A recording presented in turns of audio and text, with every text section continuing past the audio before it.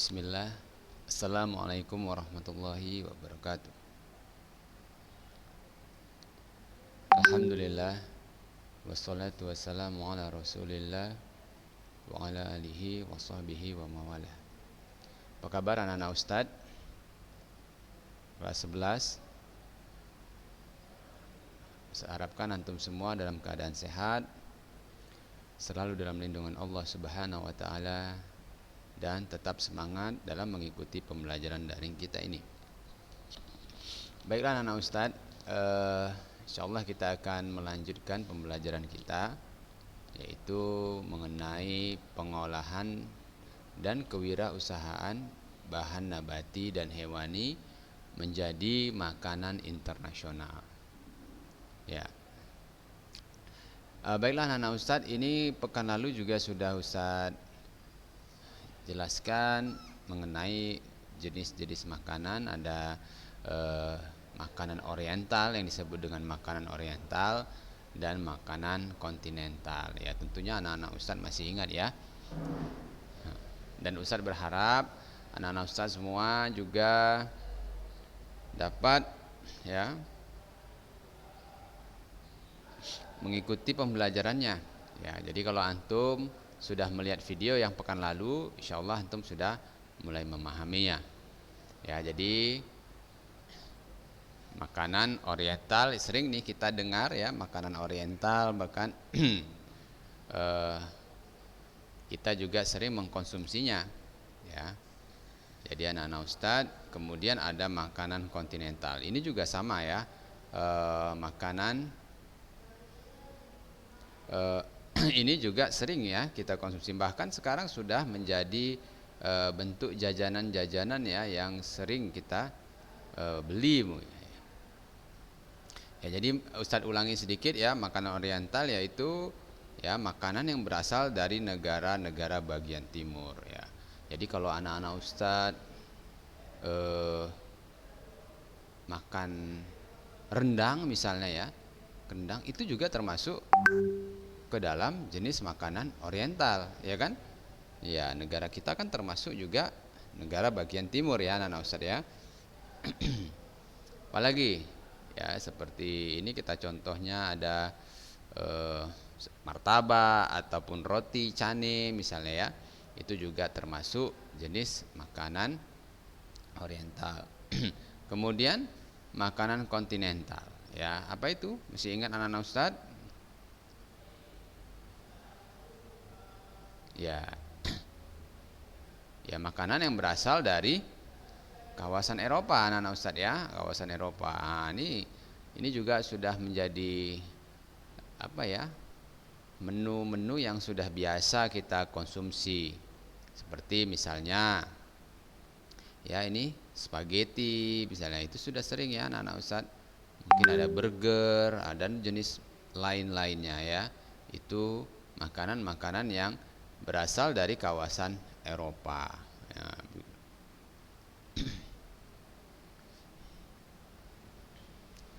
Baiklah anak-anak Ustadz, ini ide dan peluang usaha ya, ini sudah Ustadz jelaskan pekan lalu.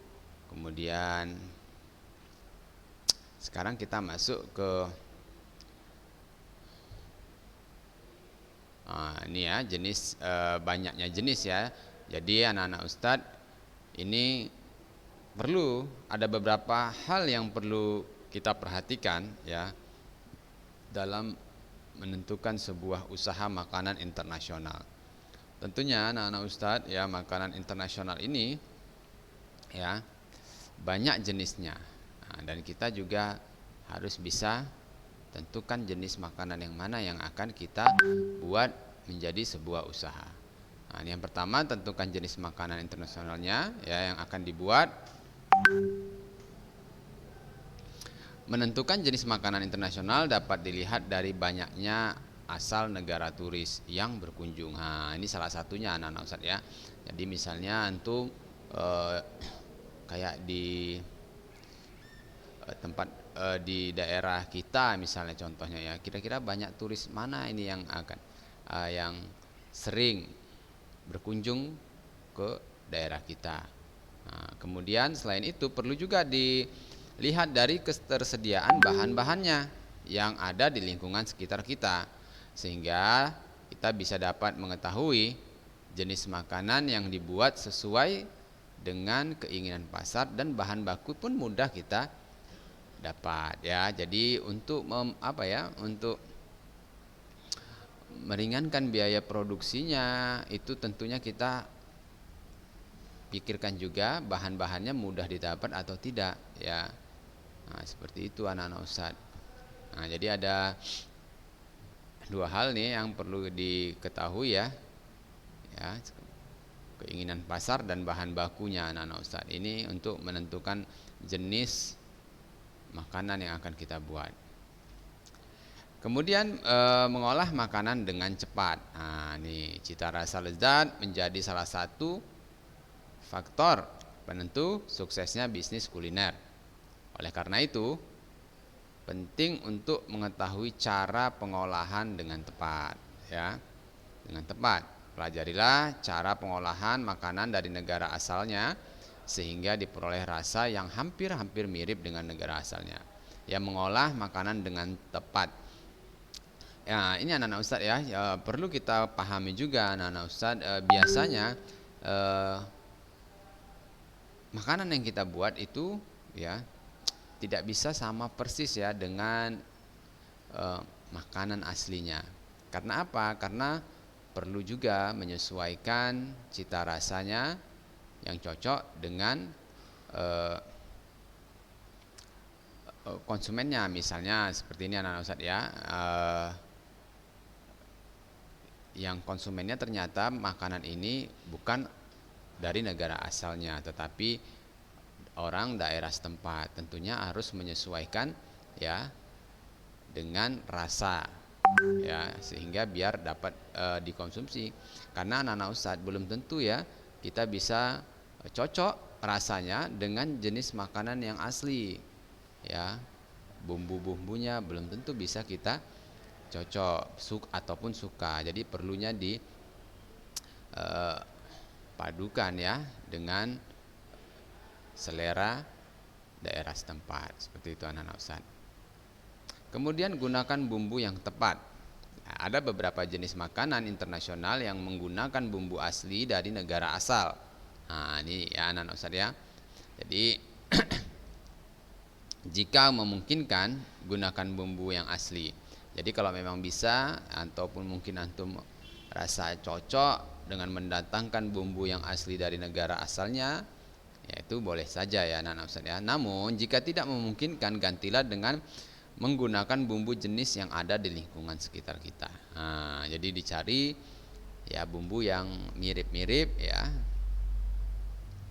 Kita juga bisa melakukan kreasi menggunakan bumbu yang disesuaikan dengan selera masyarakat sekitar. Nah, ini yang maksud Ustaz tadi di awal tadi ya, di atas tadi, bahwa kita gunakan bumbu-bumbu yang bisa sesuai dengan selera masyarakat sekitar kita. Nah, ini sebagai contoh nih Ustaz, kalau antum mungkin membeli kebab di Turki ya kan, dengan memakan kebab di negara kita ini ya, tentulah rasanya berbeda ya, dan kualitasnya tentu juga berbeda. Nah, itu disebabkan apa anak-anak Ustadz? Karena mungkin ada sebuah kreasi menggunakan bumbu-bumbu ya, yang disesuaikan dengan selera ya lidah masyarakat setempat, seperti itu. Inovasi dalam mengolah bumbu-bumbu makanan internasional harus selalu dilakukan sehingga makanan yang dibuat memiliki cita rasa yang nikmat dan disukai pasaran. Nah, ini anak-anak Ustadz ya.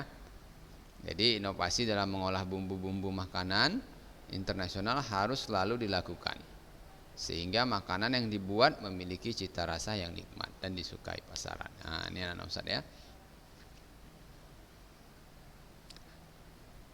Kemudian berikutnya, carilah lokasi yang tepat. Nah, ini penting anak-anak Ustadz ya. Jika antum membuat sebuah usaha, mencari lokasi yang tepat ini sangatlah menentukan. Ya, dalam memilih lokasi usaha, pilihlah lokasi usaha yang strategis, yang mudah ya, mempermudah calon pembeli datang ke warung makanan atau restoran ya. Usahakan tempat usaha terlihat dengan jelas.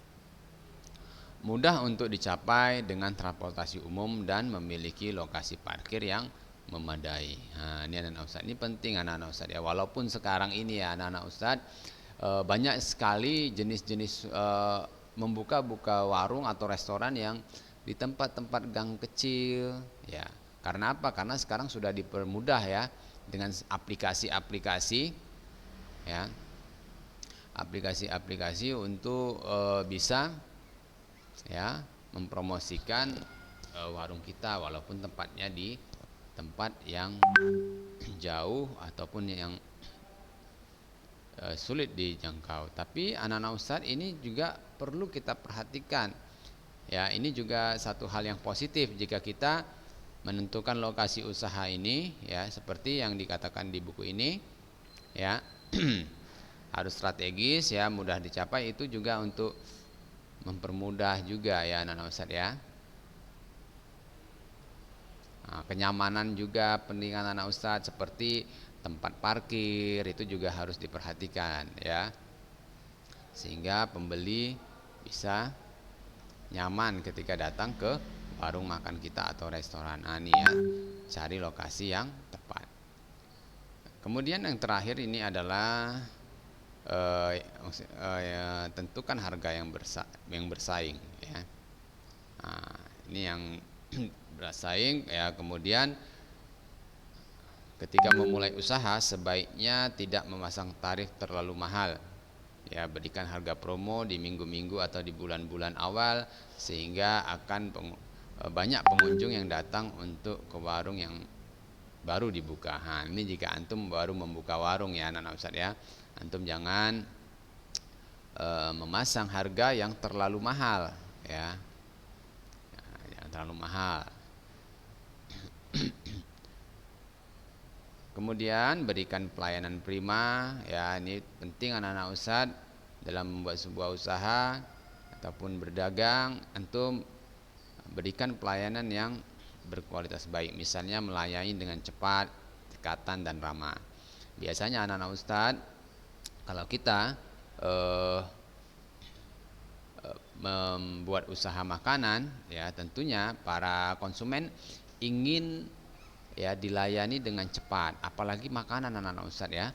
Jika terlalu lama kita menyediakan makanannya ya, konsumen kita bisa kecewa, bahkan bisa marah ya. Nah, jadi kita harus cepat, cekatan dan ramah ya, ini penting sekali anak-anak Ustadz ya, dalam kita membuat sebuah usaha. Jadi hal ini akan membuat pelanggan merasa puas dan akan selalu ingat ya, sehingga mereka akan dengan senang hati selalu datang ke warung restoran. Kenalilah pelanggan tetap agar mereka merasa senang karena diperhatikan. Nah, ini anak Ustadz ya. Biasanya pelanggan-pelanggan itu ya, dia akan sangat senang nih jika kita memperhatikan kedatangannya ya, menanyakan ya setiap kedatangannya ya. Ini tadi anak Ustadz ya, kita harus ramah. Jadi mereka akan senang ya, dan akan selalu datang. Nah, konsisten dalam pelayanan. Berikutnya anak Ustadz, buka dan tutup warung dengan jadwal yang tetap. Ini penting anak Ustadz ya. Jadi kalau kita membuka sebuah usaha restoran makanan, nah ini kita tidak bisa suka-suka kita ya. Nanti buka tutupnya suka-suka, kalau lagi malas tutup ya kan, lagi banyak uang tutup ya kan. Nah, ini sangatlah penting. Jika ada perubahan jadwal, beritahu ya sebelumnya sehingga pelanggan tidak merasa kecewa. Nah, jangan mendadak anak Ustadz, tiba-tiba antum tutup tanpa ada pemberitahuan sebelumnya. Karena pelanggan bisa kecewa karena datang warung ya, datang ke warungnya tutup. Apalagi pelanggan yang biasa datang itu dari tempat yang jauh. Ya, kecewa dan bisa jadi dia besok-besok tidak akan pindah ke tempat makan yang lain, warung yang lain. Selain itu, berikan harga yang tetap. Ini sering nih anak-anak Ustadz perhatikan dalam berdagang, berjualan ini suka sekali ya, para pedagang ini ketika sudah laris ya kan, dia akan menaikkan harganya. Nah, tiba-tiba naik harganya. Nah, ini juga akan menjadi perhatian ya. Perhatian, jangan kita tidak melihat kondisi. Jika ada kenaikan harga bahan makanan dapat disiasati dengan memberikan makanan dengan porsi yang sedikit ataupun diperkecil. Nah, ini anak-anak Ustadz ya. Sebenarnya ini adalah satu solusi ya, satu solusi. Misalnya ternyata antum dalam biaya produksinya itu terlalu tinggi ya, ada kenaikan harga bahan baku ya, antum boleh tidak menaikkan harga tapi porsinya disedikitkan. Nah, ini adalah salah satu cara ya anak-anak Ustadz ya, agar kita bisa menggunakan harga yang tetap. Ya, seperti itu. Tapi jangan dibuat ya antum menurunkan kualitas dari makanannya. Nah, itu tidak, kurang tepat ya anak-anak Ustadz ya. Karena bahan bakunya yang naik, antum mencari bahan baku yang lebih murah sehingga harganya bisa tetap dan antum bisa mendapatkan keuntungan. Nah, jangan seperti itu ya. Bahkan konsumen itu lebih baik dia dinaikkan harganya daripada kualitasnya diturunkan anak-anak Ustadz ya. Jadi jika antum biaya produksinya tinggi, antum boleh menaikkan harga tapi jangan menurunkan kualitas. Kalaupun tidak bisa menaikkan harga, maka porsinya dikurangi. Nah, seperti itu anak-anak Ustadz ya. Itu salah satu solusi. Kemudian konsistensi dalam kualitas melayani pelanggan, menjaga kebersihan dan menjaga kualitas rasa yang sangat dibutuhkan dalam usaha makanan internasional yang baru dibuka sehingga disenangi pembeli. Nah, ini anak-anak Ustadz ya.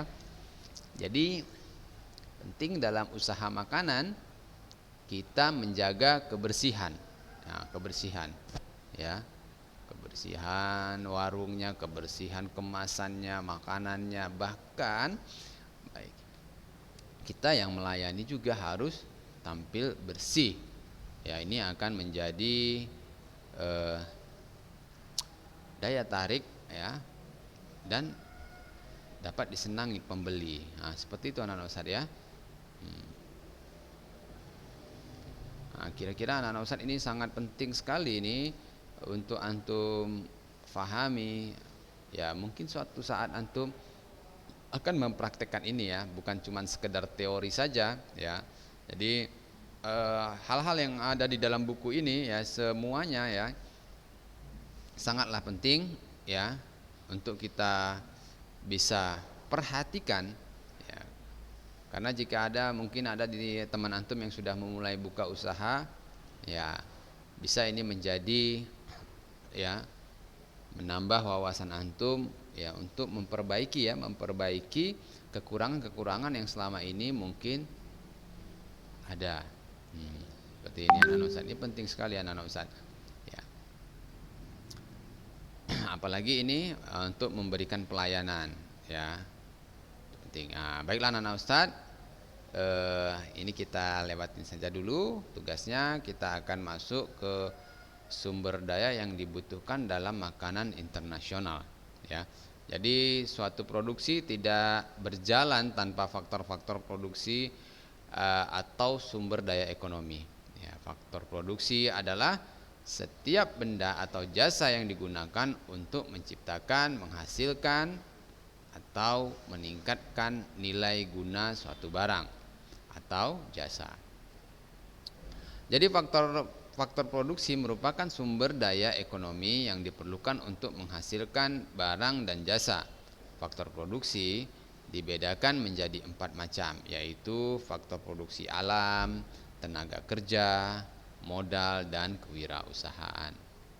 Keempat faktor itu ya dikelompokkan menjadi 2 ya, yaitu faktor produksi dan faktor produksi asli dan faktor produksi turunan.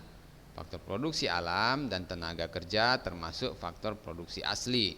Faktor produksi modal dan kewirausahaan termasuk faktor produksi turunan.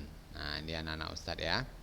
Jadi ada dua ini anak-anak Ustadz ya yang perlu dikelompokkan, yaitu produksi asli dan produksi turunan. Dimana produksi asli itu ya seperti tenaga kerjanya, kemudian produksi alamnya itu termasuk ke dalam produksi asli. Kemudian turunan itu berupa modal ya anak-anak Ustadz ya. Dan kewirausahaannya. Ini termasuk tuh turunan. Nah, ini anak Ustadz. Sekarang kita akan perhatikan sumber daya yang akan dibutuhkan nih dalam membuat sebuah wirausaha. Yang pertama ini adalah sumber daya atau faktor produksi alam. Ya. Faktor produksi alam.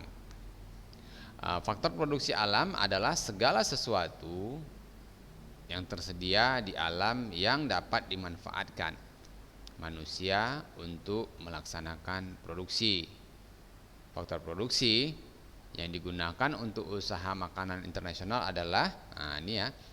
Ini seperti bahan-bahannya nih Ustadz ya, seperti air ya untuk mencuci ya, kemudian untuk memasak dan meminum itu perlu ya anak-anak Ustadz ya, air ya digunakan untuk mencuci alat-alat nanti. Kemudian tanah dapat digunakan sebagai lokasi usaha. Ini untuk tempatnya anak-anak Ustadz ya. Kemudian iklim dan udara sangat mempengaruhi pada usaha makanan. Misalnya untuk daerah dingin buatlah makanan yang dapat menghangatkan tubuh. Jadi ini anak-anak Ustadz ya, iklim. Ini faktor alam ini penting kita perhatikan. Tumbuh-tumbuhan dan hewan merupakan faktor produksi utama dalam usaha makanan internasional. Berbagai jenis tumbuhan dan hewan dapat digunakan sebagai bahan makanan internasional. Selain itu, hewan juga dapat digunakan untuk mengangkut bahan makanan. Baiklah anak-anak Ustadz, ini ada insyaallah kita akan melanjutkan pekan depan ya. Tentunya anak-anak Ustadz ini bisa mencari-cari informasi yang lain tentang makanan-makanan usaha makanan internasional ini anak-anak Ustadz ya. Insyaallah pekan depan kita akan masuk faktor produksi tenaga kerja. Ya, mudah-mudahan